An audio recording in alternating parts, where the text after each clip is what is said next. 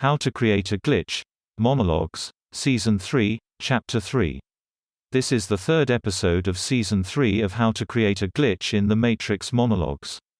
In this episode I'll be talking about emotional tension, postural releases and other methods of producing glitches. I'll conclude with a few exercises that one can practice to produce glitches. One of the concepts that I have incompletely explained is how emotional tension in the body connects to thought pairings, body language, postural releases and glitches in the form of multiplicity. First, emotional tension is produced by thought pairings of two kinds, closed to open, and divergent left and right-handed pairings. Closed to open pairings produce emotional tension which is released by the deferent action, postural release. So in an example of the hockey player with the incomplete stride, he will experience an emotional release when he, so to speak, gives in to the closed thought of the tonic, and acts it out. So is the case with all closed to open or deferent pairings postural releases. They create emotional tension which is released by reflecting the content of the closed thought. Second, open thought pairings of opposing orientation also create tension as well as being pairing violations. The time it takes for these thought pairings to resolve through the resolving gesture is the correction time. But while these violations exist in a stream of consciousness, they maintain a separate kind of emotional tension, a tension that is released when one of the two pairs with a closed thought, because the number one rule of pairing is that open thoughts form pairings with closed thoughts preferentially. The pattern of a resolution is a narrative. That is, the common understanding of what a narrative is can be produced by a pairing violation. Third, postural releases are simply those actions which release social or emotional tension. Thus they act as resolving gestures, by eliminating pairing violations. These are actions such as the hockey player's stride adjustment, or can also in social settings manifest as postural motions that alleviate self-consciousness. Actions such as touching oneself, looking away, looking down, or away, are all postural releases. When you think about pairing and pairing violations, you must consider it in the context of posture, because these actions are like the punctuation which alters the meaning of the internal stream of consciousness.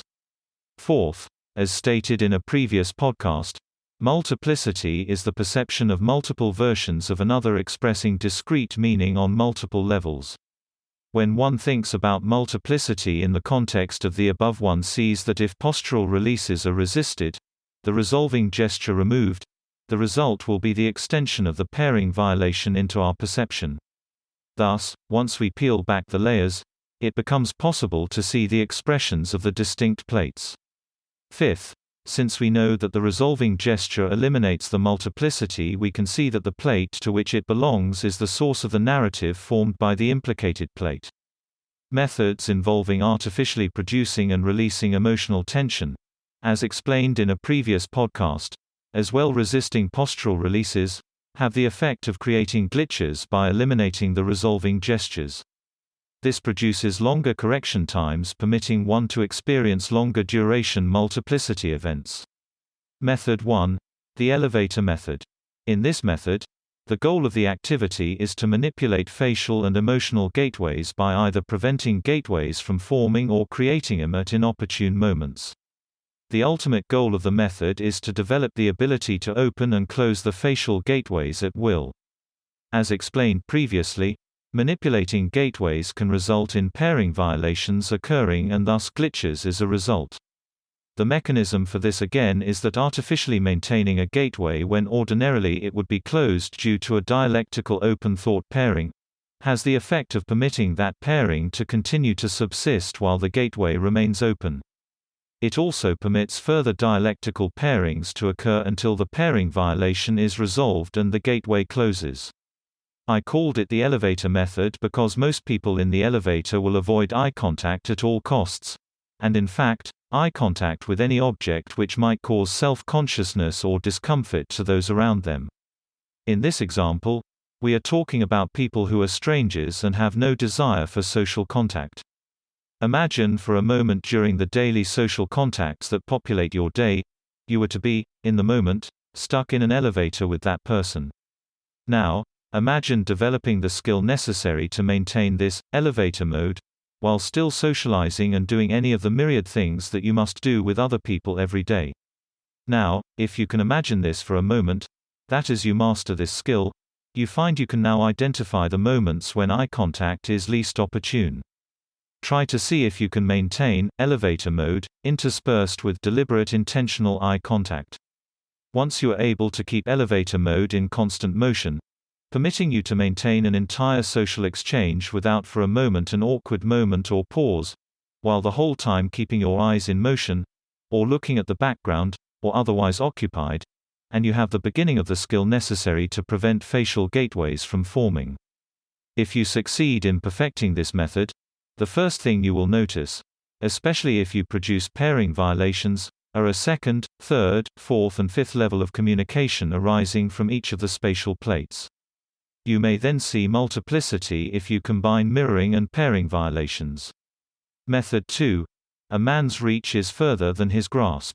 This method relies upon the fact that our body in motion is constantly trailed and preceded by open and closed thoughts which hover around our being continually, projecting our impulses and our goals into the very future we seek to create. In this method, the exercise is to attempt to conceive of a choice, a location, a place, a destination, take all the steps to go there without any intention of changing direction, and then, at the last minute, change directions, head elsewhere. The goal of this method is to prevent the closing of any pairings through future events. Because thought pairings project intention, they must therefore create linkages between disparate space and time.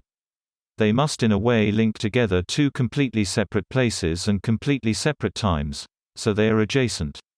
In effect, from the perspective of the open or closed thought, it is not time nor space which determines whether two things are proximate, but the thought itself.